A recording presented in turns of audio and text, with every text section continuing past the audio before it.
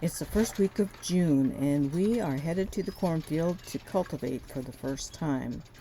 We don't plant Roundup Ready corn or spray, so we have to cultivate to get rid of the weeds and grass. It's been a cool, dry spring, and our corn was slow to come up, but the weather didn't slow the grass down one bit. If we don't get after the grass while it's small, it will steal moisture from the corn, and this year that would be very bad. We're using our McCormick Deering single row cultivator with our Belgian team. This cultivator, which is steered with the feet, was manufactured in the early 1900s. U.S. patent records show that thousands of brands of cultivators like these were produced in the 1800s. In its day, this number 4 pivot axle cultivator was known as the most popular riding cultivator made. That was never really proven, but this brand and model were well known and widely used. In the day, grease cups were used instead of grease zerks.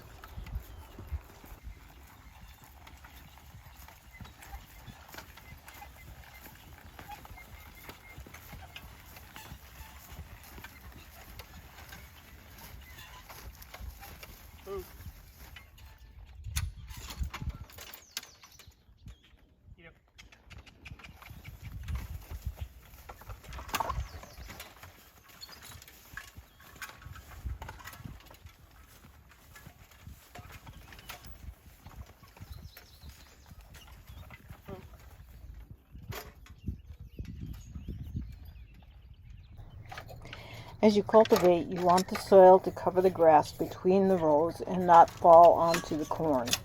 To help accomplish this, the original cultivator owner bolted 2 license plates onto this implement.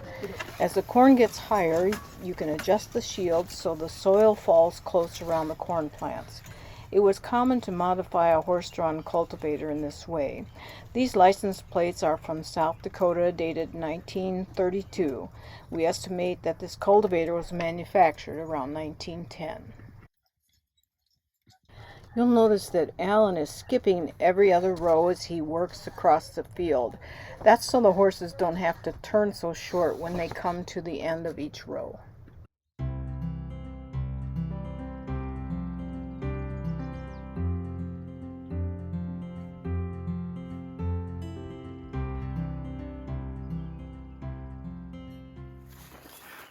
Whether it's the shovels of a cultivator or the lay of a plow, you don't want soil to stick to them. If you don't get them shined off and keep the soil from sticking, it's much harder for the horses to draw them through the soil. You can see these shovels are taking on a shine. And because our soil is so sandy, the shovels will quickly be polished and move through the soil fairly easily. It may still be necessary to pull weeds like these creeping jennies off the shovels every so often. This here's Babe. This here's her brother Bob. Bob is 7 this spring and Babe will be 8. They're full brother and sister.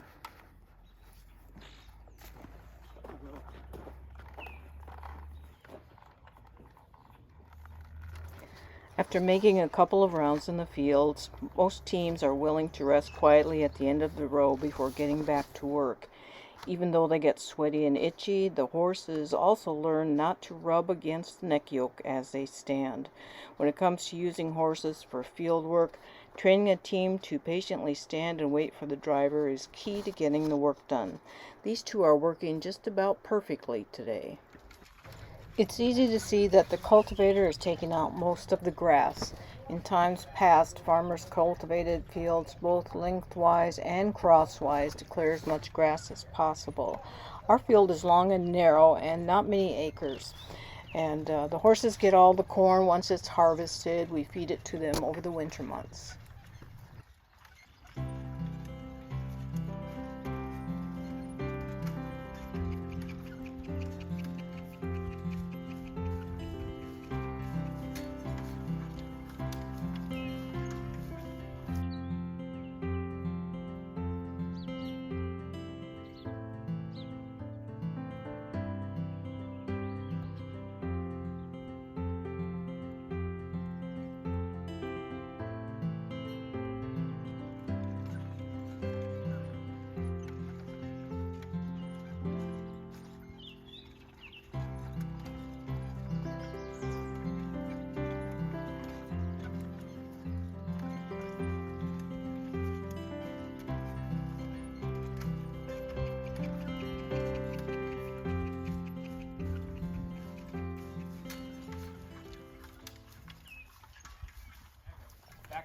Backing the cultivator in will make it easy to hitch the team when it's time to cultivate again.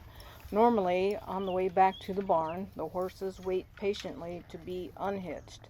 The back tugs come off first, then the front, just the opposite as when you hitch up.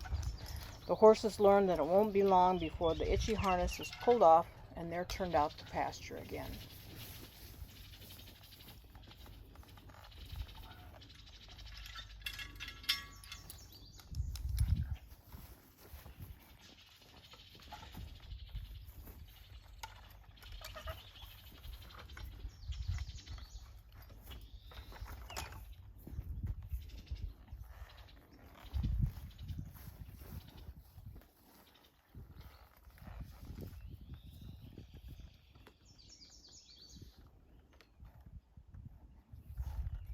Yep.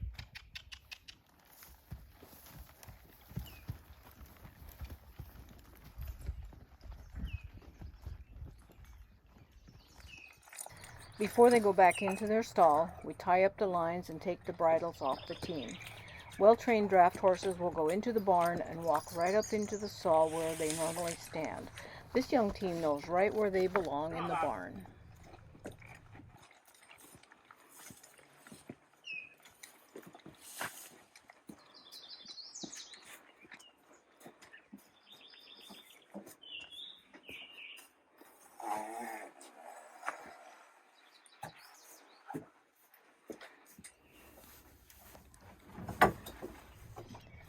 The horses are tied in their stalls while the collar and harness is removed and hung up in the harness room. Sometimes you have to push them over so you can work in the stall.